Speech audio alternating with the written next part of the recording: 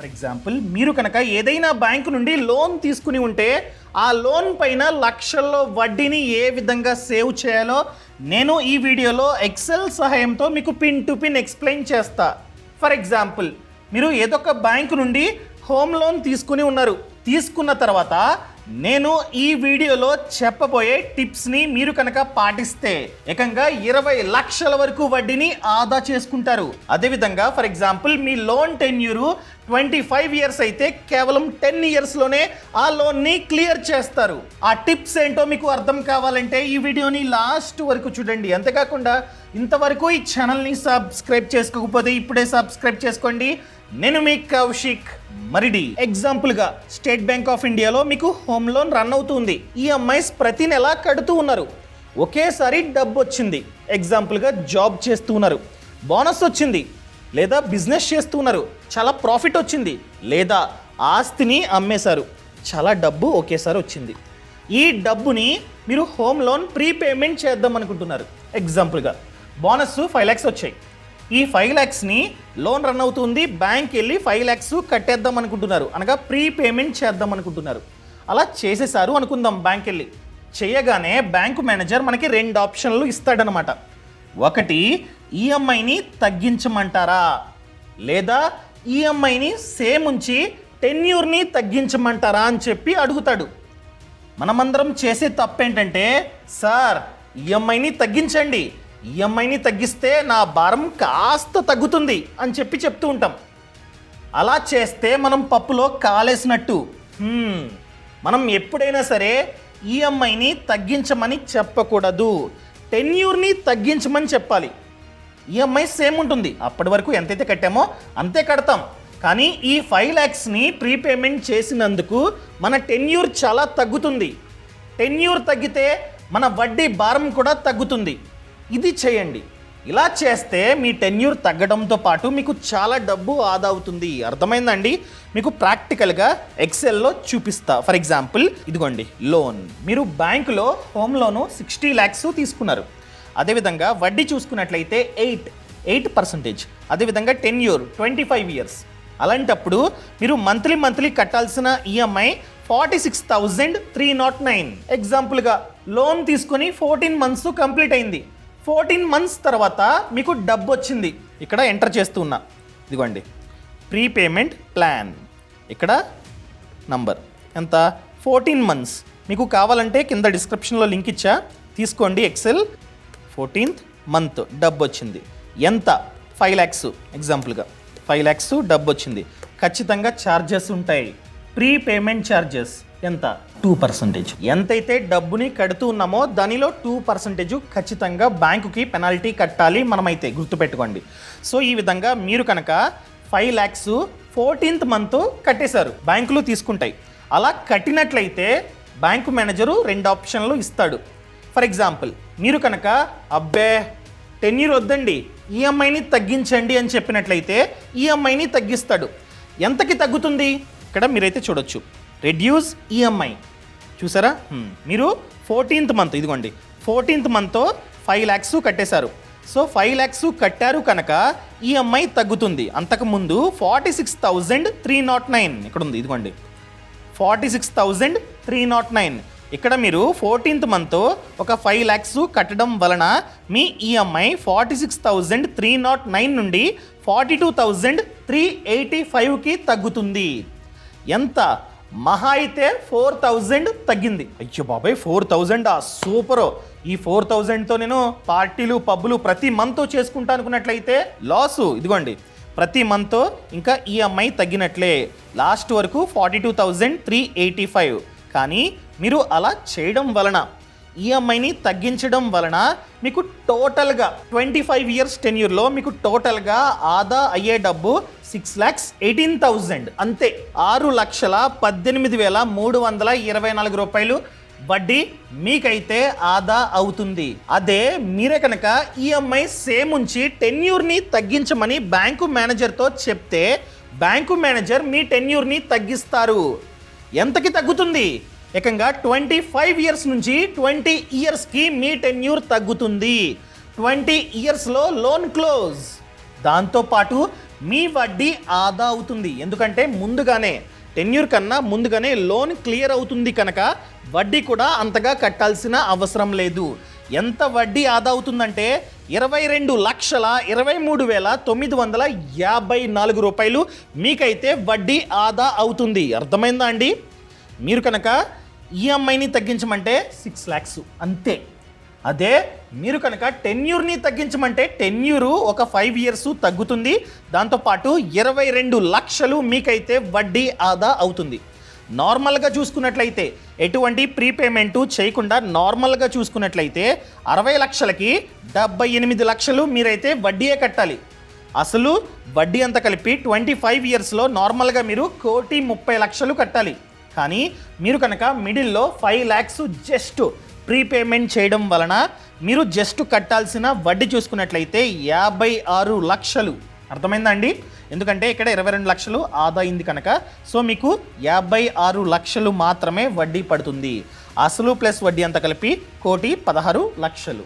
మీరు ఈ విధంగా కట్టకుండా ఉన్నట్లయితే మీరు 1,38,00,000 కట్టాలి.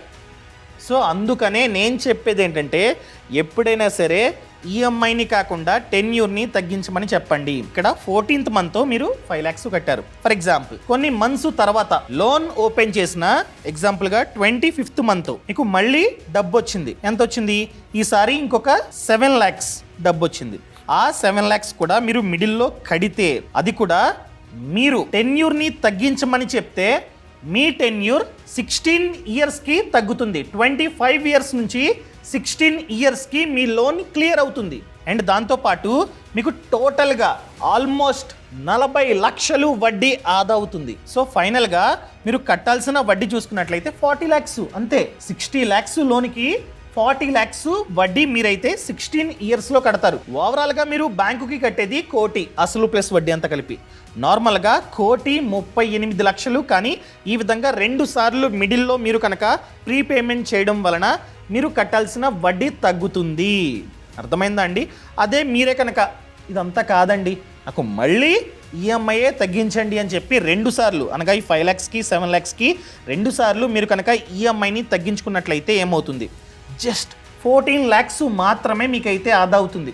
కానీ టెన్యూర్ సేమ్ ఉంటుంది బట్ ఈఎంఐ భారం తగ్గుతుంది. ఇక్కడ 25th month మీరైతే కట్టారు కదా, చూద్దాం ఈఎంఐ 25th ఇదిగోండి 7 lakhs.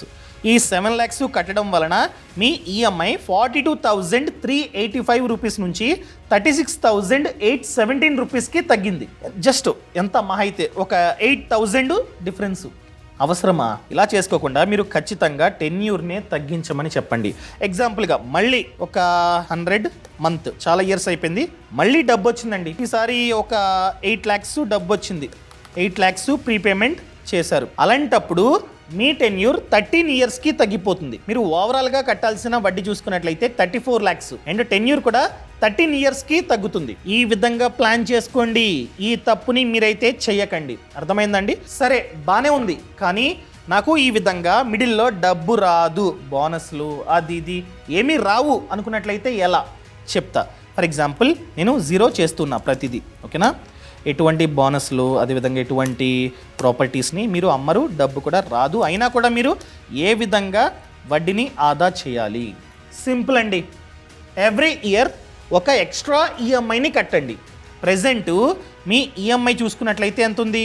ఇదిగోండి 46,309.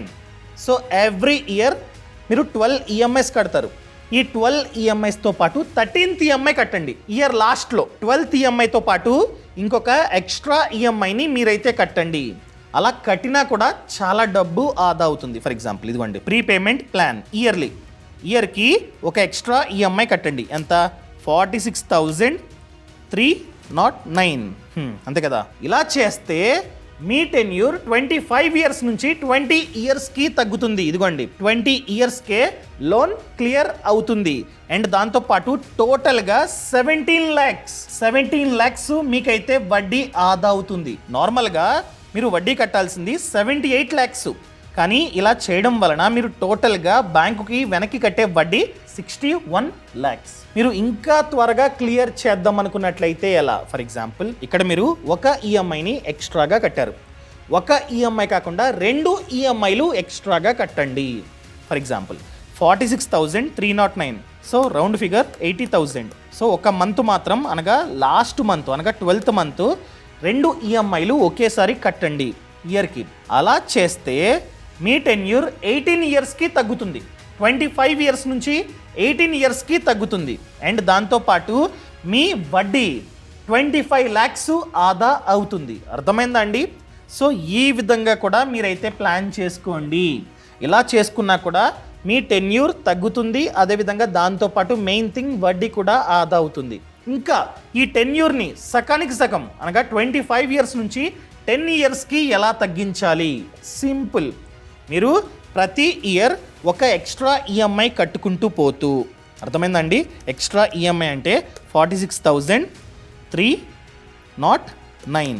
సో ఇలా ఒక ఎక్స్ట్రా ఈఎంఐ కడుతూనే ఎవ్రీ ఇయర్ మీ ఈఎంఐని 10% పెంచుతూ పోండి. ఫర్ ఎగ్జాంపుల్ మీరు 10,000 ఈఎంఐ కడుతున్నారు, 10% పెంచండి. సో 10,000లో 10% పెంచినట్లయితే మన ఈఎంఐ 13th మంత్ నుంచి 11,000 అవుతుంది.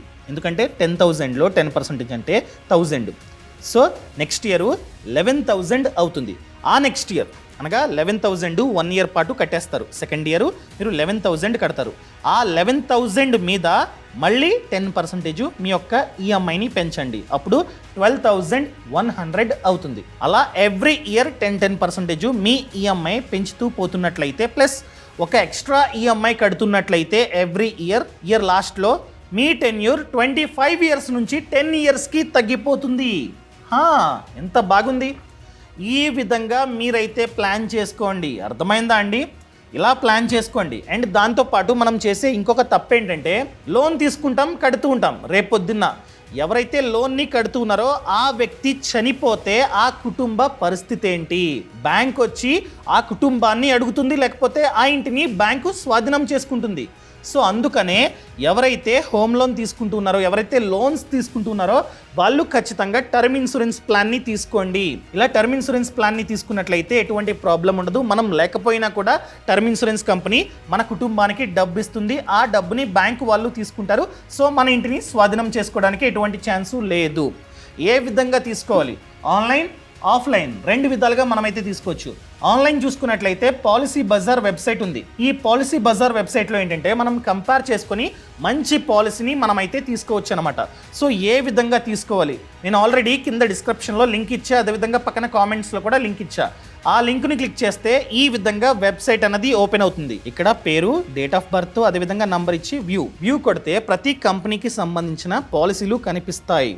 సో ఇక్కడ మీరు ఫిల్టర్ చేసుకోవచ్చు అనమాట ఈ విధంగా. సో ప్రతి కంపెనీకి సంబంధించిన పాలసీ ఇక్కడైతే ఉంటుంది.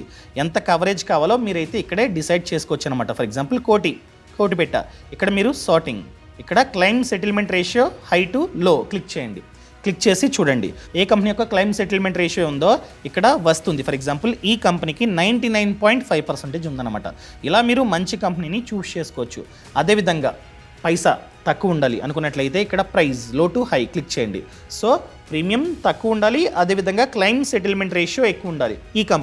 ఈ కంపెనీకి క్లెయిమ్ సెటిల్మెంట్ రేషియో ఎక్కువ ఉంది, అదేవిధంగా ప్రీమియం కూడా తక్కువ ఉంది వేరే పాలసీస్తో కంపేర్ చేస్తే. అండ్ దాంతోపాటు సాల్వెన్సీ రేషియో కూడా మంచిగా ఉందన్నమాట. సో ఇలా మంచి కంపెనీని చూస్ చేసుకుని మీరైతే కొనుక్కోవచ్చు. మీరు కావాలంటే మంత్లీ కట్టుకోవచ్చు ప్రీమియం, లేకపోతే ఇయర్లీ కట్టుకోవచ్చు. ఇయర్లీ చూసుకున్నట్లయితే 8,200 నా ఏజ్కి. సో ఇలా మీరు కావాలంటే డైరెక్ట్గా బై చేసుకోవచ్చు పాలసీ బజార్ వెబ్సైట్ ద్వారా. సో ఒకవేళ మీరు కనుక కొనుక్కుందాం అనుకున్నట్లయితే ఈ విధంగా కొనుక్కోండి. అండ్ ప్రాపర్గా సమాచారం ఇవ్వండి, ప్రతి డీటెయిల్స్ కరెక్ట్గా ఉండాలి, అప్పుడు మాత్రమే తీసుకోండి. అలాంటప్పుడు ఎటువంటి ప్రాబ్లం ఉండదు. అండ్ దీంతో పాటు ఫ్రీడమ్ యాప్ లింక్ కూడా కింద డిస్క్రిప్షన్లో ఇచ్చాం. ఫ్రీడమ్ యాప్లో చూసుకున్నట్లయితే 1000 కంటే ఎక్కువే కోర్సెస్ ఉన్నాయి. ప్రతి దాని గురించి కోర్స్ ఉంది. హోమ్ లోను, కార్ లోను, బిజినెస్ లోను. అదేవిధంగా మీరు కనుక ఒక వ్యాపారాన్ని చేద్దాం అనుకున్నట్లయితే ఆ వ్యాపారంలో ఎవరైతే సక్సెస్ అయ్యారో వాళ్ళు మనకి ఎక్స్ప్లెయిన్ చేస్తారు. ఏ విధంగా స్టార్ట్ చేయాలి, ఎంత పెట్టుబడి అవుతుంది, అదేవిధంగా మనకి లోన్స్ కావాలంటే వస్తాయా, ప్రభుత్వం ఏదైనా సబ్సిడీ లోన్ ఇస్తూ ఉందా, A to Z ఎవరైతే ఆ బిజినెస్లో సక్సెస్ అయ్యారో వాళ్ళు మనకి చెప్తారు. ఇలా ఫ్రీడమ్ యాప్లో చూసుకున్నట్లయితే 1000 కంటే ఎక్కువే కోర్సెస్ ఉన్నాయి. ఫ్రీడమ్ యాప్ లింక్ అన్నది కూడా కింద డిస్క్రిప్షన్ ఉంది. దయచేసి ఒకసారి డౌన్లోడ్ చేసుకోండి, చూడండి. కంప్లీట్గా ఉంటాయి ప్రతి సమాచారం. చూసిన తర్వాత నచ్చితే సబ్స్క్రిప్షన్ తీసుకోండి. Thank you so much. Thanks for watching. జై హింద్.